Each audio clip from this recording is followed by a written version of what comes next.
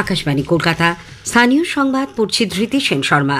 বিশেষ খবর হল, রাষ্ট্রপতি দ্রৌপদী মুর্মু গত ৭৮ বছর ধরে দেশের অগ্রগতির উল্লেখ করে বলেছেন, ভারত সর্বক্ষেত্রে স্বনির্ভর হওয়ার পথে দৃঢ় প্রত্যয় এগিয়ে চলেছে। ৭৯তম স্বাধীনতা দিবসের প্রাক সন্ধ্যায় রাষ্ট্রপতি জাতির উদ্দেশ্যে ভাষণে দারিদ্র্য মুক্তি ও কল্যাণমূলক প্রকল্পের উল্লেখ করে বলেছেন, গতিশীল ডিজিটাল অর্থনীতির মাধ্যমে দেশের জিডিপি প্রতি বছর বাড়ছে। কৃত্রিম বুদ্ধিমত্তা ক্ষেত্রে দেশবাসীর চাহিদা পূরণ করতে ভারত এআই মিশন চালু করেছে বলে শ্রীমতী মুর্মু জানান, এসসি এসটি এবং পিছিয়ে পড়া মানুষের আশা আকাঙ্ক্ষা পূরণে সরকার তাদের সক্রিয়ভাবে সাহায্য করছে বলেও রাষ্ট্রপতি উল্লেখ করেছেন। সারা দেশের সঙ্গে রাজ্যেও আগামীকাল ৭৯তম স্বাধীনতা দিবস যথাযোগ্য মর্যাদায় উদযাপিত হবে। আজ দেশভাগের বিভীষিকা স্মরণ দিবস। প্রধানমন্ত্রী নরেন্দ্র মোদী আগামী ২২শে আগস্ট কলকাতায় বেশ কয়েকটি মেট্রো রেলের নতুন রুটের উদ্বোধন করতে পারেন। বাংলাভাষী পরিযায়ী মুসলিম শ্রমিকদের বিভিন্ন রাজ্যে বাংলাদেশি সন্দেহে আটক করার ঘটনায় সুপ্রিম কোর্ট কেন্দ্র ও পশ্চিমবঙ্গ সহ ৯টি রাজ্যকে নোটিশ দিয়েছে। রাজ্য সরকার এখনও পর্যন্ত ৯৩ লক্ষেরও বেশি ছাত্রীকে কন্যাশ্রী প্রকল্পের আওতায় এনেছে। আসছে বিস্তারিত খবরে। রাষ্ট্রপতি দ্রৌপদী মুর্মু বলেছেন, জাতি ধর্ম বর্ণ লিঙ্গ নির্বিশেষে নাগরিকদের ভোটাধিকার বিশ্বের অন্য বহু দেশ থেকে ভারতকে স্বতন্ত্র করে রেখেছে। এর মাধ্যমেই ভারতবাসীর হাতে দেশের ভবিষ্যৎ নির্ধারণের ক্ষমতা দেওয়া হয়েছে।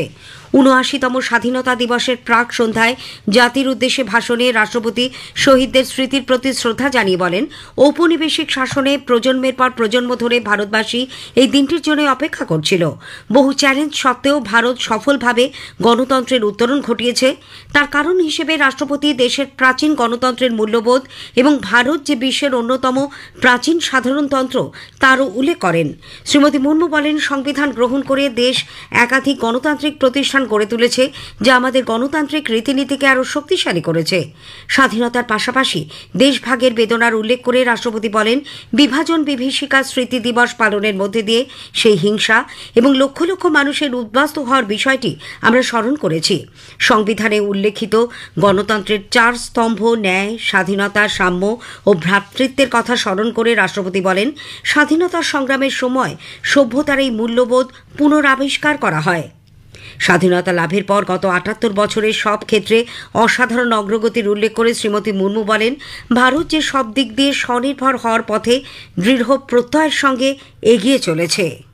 भारत ने आत्मनिर्भर राष्ट्र बनने की मार्ग पर काफी दूरी तय कर ली है और प्रबल आत्मविश्वास के साथ आगे बढ़ता जा रहा है।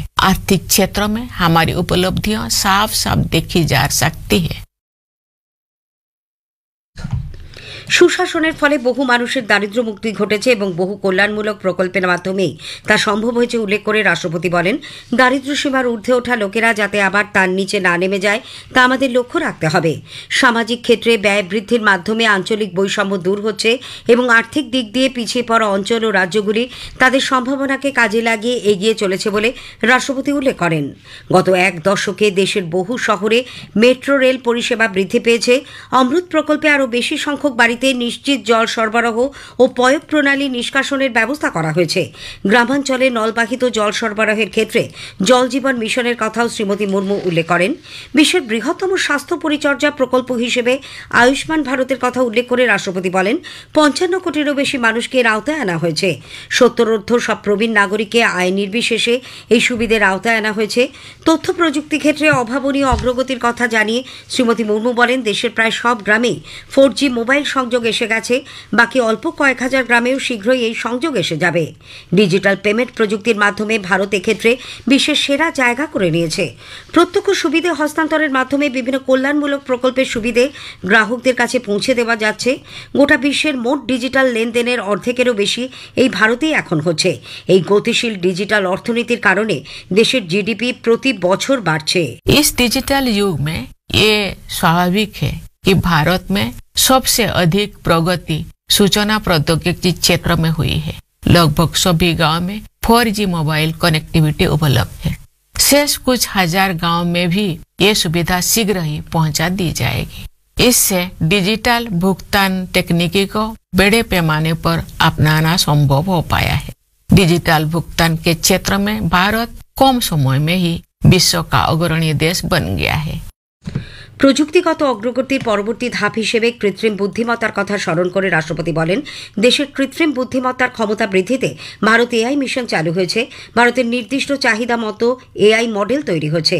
2047 সালের মধ্যে দেশকে কৃত্রিম বুদ্ধিমত্তা ক্ষেত্রে বিশ্ব কেন্দ্ররূপে গড়ে তুলতে সাধারণ মানুষের জন্য প্রযুক্তি ব্যবহার করে সুশাসন বৃদ্ধির লক্ষ্য স্থির করা হয়েছে। आर्टिफिशियल इंटेलिजेंस टेक्नोलॉजिकल एडवांसमेंट का अगला चरण है जो हमारे जीवन में अपना स्थान बना चुका है। সাধারণ মানুষের জীবনযাপনের উন্নতি সাধনের জন্য নতুন নতুন সুযোগ সৃষ্টি করে দেশ দৃঢ় প্রত্যয়ের সঙ্গে বিকশিত ভারতের পথে এগিয়ে চলেছে বলে শ্রীমতী মুর্মু জানান। তপশিলি জাতি, উপজাতি এবং অন্যান্য পিছিয়ে পড়া ও প্রান্তিক জনজাতির মানুষজনের সামাজিক ও অর্থনৈতিক আশা আকাঙ্ক্ষা পূরণে সরকার তাদের সক্রিয়ভাবে সাহায্য করছে বলে তিনি উল্লেখ করেন। সুশাসন এবং দুর্নীতিমুক্ত সমাজের বিষয়ে রাষ্ট্রপতি মহাত্মা গান্ধীর উদ্ধৃতি উল্লেখ করে বলেন, দুর্নীতি এবং কপটতা গণতন্ত্রের কখনোই অঙ্গ হতে পারে না। কাশ্মীরের সন্ত্রাসবাদী হামলার উল্লেখ করে শ্রীমতী মুর্মু বলেন, সন্ত্রাসবাদের বিরুদ্ধে মানবিকতার লড়াইয়ে অপারেশন সিন্দুর উদাহরণ হিসেবে ইতিহাস সৃষ্টি করেছে। সীমান্ত রক্ষায় সেনাবাহিনীর পাশাপাশি পুলিশ এবং আধা সামরিক বাহিনীর জওয়ানদের, বিচার বিভাগ এবং সিভিল সার্ভিসের আধিকারিকদের প্রতিও রাষ্ট্রপতি অভিনন্দন জানান। রাষ্ট্রপতির এই ভাষণের বাংলা অনুবাদ শোনা যাবে রাত 9:30টায়। এদিকে রাষ্ট্রপতির ভাষণের প্রেক্ষিতে আকাশবাণী কলকাতা রাত সন্ধ্যের 7:35 জাতীয় সংবাদ প্রচারিত হবে রাত 8টায়। এই স্থানীয় সংবাদের পরেই FM রেনবো প্রচার তরঙ্গে রাত 8টার হেডলাইন আজ বাতিল থাকছে। স্বাধীনতা দিবসে আগামীকাল প্রধানমন্ত্রী নরেন্দ্র মোদী জাতীয় পতাকা উত্তোলনের পর লালকেল্লার প্রাকার থেকে জাতির উদ্দেশ্যে ভাষণ দেবেন। সকাল 7টা থেকে প্রচারিত হবে এই অনুষ্ঠানের ধারা বিবরণী ও প্রধানমন্ত্রীর ভাষণ।